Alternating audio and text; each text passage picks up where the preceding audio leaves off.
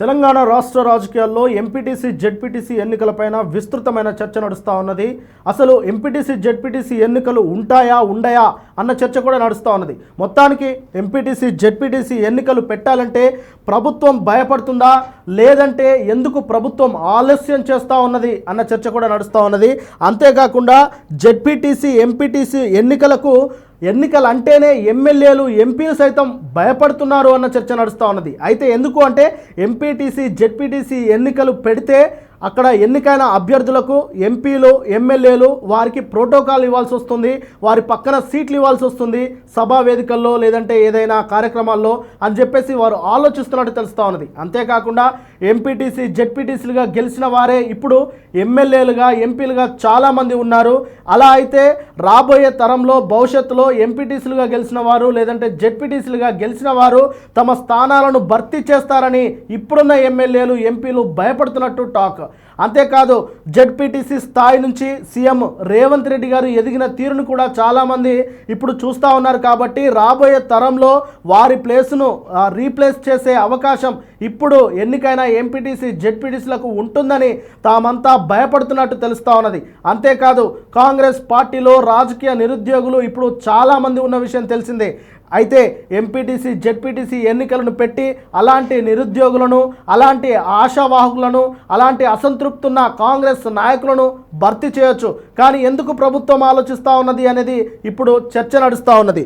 ఒకవేళ ఎమ్మెల్యేలుగా ఎంపీలుగా నిజంగానే జెడ్పీటీసీ ఎన్నికలను రద్దు చేస్తూ ఉన్నారా, లేదంటే ఎమ్మెల్యేలు ఎంపీలు అందరూ కలిసి క్యాబినెట్ తీర్మానంలో ఎంపీటీసీ జెడ్పీటీసీ ఎన్నికలు అనేది ఒక వృధా ఖర్చు, ఈ ఖర్చు తగ్గించుకుంటే ఇంకా రాష్ట్రానికి సుపరిపాలన అందించవచ్చు అనే సలహాలు ఏమైనా రేవంత్ రెడ్డి గారికి ఇచ్చారా అనేది కూడా ఇప్పుడు చర్చ నడుస్తూ ఉన్నది.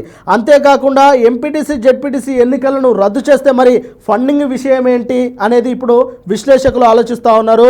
అయితే కాంగ్రెస్ పార్టీ అటు మున్సిపాలిటీలలోనూ ఇటు కాంగ్రెస్ అంటే సర్పంచ్లలోనూ విస్తృతమైన విజయం సాధించింది. కాంగ్రెస్ పార్టీ అభ్యర్థులు ఎవరైతే ఉన్నారో వారు గ్రామ స్థాయిలో దాదాపు 60% పైగా సర్పంచులు గెలిచారు, మున్సిపాలిటీలు 80% పైగా గెలిచారు. అంటే దాదాపు 90% రిజల్ట్తో గెలిచాము అని చెప్పేసి కాంగ్రెస్ పార్టీ సంబరాలు చేసుకుంటా ఉన్నది. మరి ఇలాంటి మంచి సమయంలో ఎంపీటీసీ జెడ్పీటీసీ ఎన్నికలు పెడితే కాంగ్రెస్ పార్టీకి కలిసి వస్తుంది కదా, మరి ఎందుకు పెట్టడం లేదు అనేది ఇప్పుడు చాలామంది చర్చిస్తూ ఉన్నారు. అంతేకాకుండా అసలు ఎంపీటీసీ జెడ్పీటీసీలు ఉంటాయా లేవా అన్న చర్చ ఒకవైపు నడుస్తూ ఉంటే, ఒకవేళ పెడితే కాంగ్రెస్ పార్టీకి వచ్చే నష్టాలపై కూడా కొంతమంది విశ్లేషకులు అభిప్రాయపడతా ఉన్నారు. ఎందుకంటే గ్రామ స్థాయిలో యూరియా లేక రైతులు ఇబ్బంది పడుతూ ఉన్నారు. మున్సిపల్ ఎన్నికల ముందే రైతు భరోసా మున్సిపల్ ఎన్నికలు ముగిసిన వెంటనే పడతాయన్నారు. ఇప్పటి వరకు రైతు భరోసా జాడ పత్తలేదు, దానిపైన ప్రభుత్వం స్పష్టత కూడా ఇవ్వడం లేదు.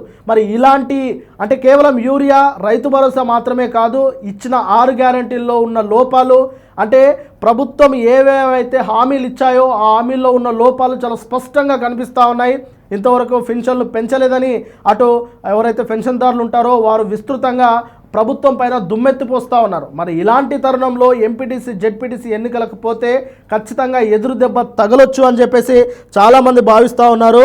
అంతేకాకుండా ఒకవేళ ఎంపీటీసీ జెడ్పీటీసీలు పెట్టాలనుకుంటే ఎప్పుడు పెడతారో అనేది ఇప్పటివరకు స్పష్టత ఇవ్వకపోవడం పట్ల కూడా చాలామందికి అనుమానాలు వస్తూ ఉన్నాయి. తెలంగాణలో గ్రామ పంచాయతీలు మున్సిపాలిటీలు ఎన్నికలు ముగిసిన తర్వాత ఇప్పుడు అందరి దృష్టి ఎంపీటీసీ జెడ్పీటీసీ ఎన్నికలపై పడిన విషయం అందరికీ తెలిసిందే. ఈ ఎన్నికలు దాదాపు 2 సంవత్సరాలుగా పెండింగ్లో ఉన్నాయి. మాజీ బాడీల టర్మ్ జనవరి 2024 ముగిసిపోయింది. అయినప్పటికీ ఇప్పటి వరకు ఎన్నికలు జరగలేదు. ఇప్పుడు ఆ పనులన్నీ స్పెషల్ ఆఫీసర్లు మాత్రమే నిర్వహిస్తూ ఉన్నారు. అయితే ఇప్పటికైనా ఎన్నికలు జరుగుతాయా లేదా అన్న దాన్ని బట్టి చూస్తూ ఉంటే అసెంబ్లీ బడ్జెట్ సెషన్ అనేది మార్చి 16 నుంచి స్టార్ట్ అవబోతూ ఉన్నది. అంతేకాకుండా 10th ఇంటర్మీడియట్ అలాగే డిగ్రీ పరీక్షలు కూడా ఉన్నాయి. మరి అవి ముగిసేంత వరకు ఈ ఎన్నికలను డిఫర్ చేయాలని ప్రభుత్వం ఆలోచిస్తుందా అన్న అనుమానాలు అయితే కలుగుతూ ఉన్నాయి. అంతేకాకుండా బీసీ రిజర్వేషన్లు ఇప్పుడు ప్రధాన సమస్యగా మారిపోయింది. కాబట్టి మరి బీసీలకి ఏదైతే 42% రిజర్వేషన్లు ఇస్తారని రాష్ట్ర ప్రభుత్వం భావించిందో దాన్ని కేంద్రానికి పంపించింది. ఇప్పుడు ఆ బిల్లు కేంద్రం వద్ద పెండింగ్ పెండింగ్లో ఉన్నది.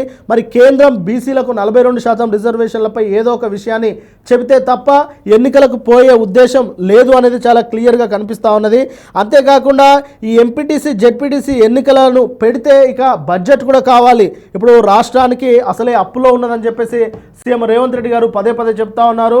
కాబట్టి ఇప్పుడు జెడ్పీటీసీ ఎంపీటీసీ ఎన్నికలు పెడితే దానికి బడ్జెట్ కావాలి, నాయకులకు అలాగే ఎవరైతే అభ్యర్థులు ఉంటారో వారికి పార్టీ నుంచి ఫండ్ కావాలి. మరి ఇదంతా ఒక వ్యయంతో కూడుకున్నది. కాబట్టి మరి ఊరికే దీన్ని రద్దు చేసేస్తే ఇక ఖర్చులు మిగులుతాయి, ఎన్నికల సంఘానికి కూడా ఖర్చు మిగులుతుంది, ప్రభుత్వంపై పడే ఖర్చు మిగులుతుంది. ఇక దానికి మిగిలిన ఖర్చునంతా అభివృద్ధి కోసం, డెవలప్మెంట్ కోసం ఉపయోగించుకోవచ్చు అనేది అయితే ముఖ్యంగా ఆలోచిస్తున్నట్టు తెలుస్తూ ఉన్నది. సరే, ఏది ఏమైనప్పటికీ ఎంపీటీసీ జెడ్పీటీసీలు ఎన్నికలు ఉంటే ఎప్పుడు ఉంటాయనేది ఒక స్పష్టత ఇస్తే ఇందరికీ ఇన్ని అనుమానాలు ఉండవు. ఇప్పటికే మీడియా కోడై కూస్తూ ఉన్నది ఎంపీటీసీ జెడ్పీటీసీ ఎన్నికలు రద్దని. మరి ఈ మేరకు మీడియాకు లీకులు ఇచ్చింది ప్రభుత్వ పెద్దలే అని కూడా చాలామంది ఆలోచిస్తూ ఉన్నారు. మరి చూడాలి, ఇప్పటికైనా జెడ్పీటీసీ ఎన్నికల పైన ఒక స్పష్టత ఇచ్చే అవకాశం ఉంటుందా లేదా అనేది వేచి చూడాలి.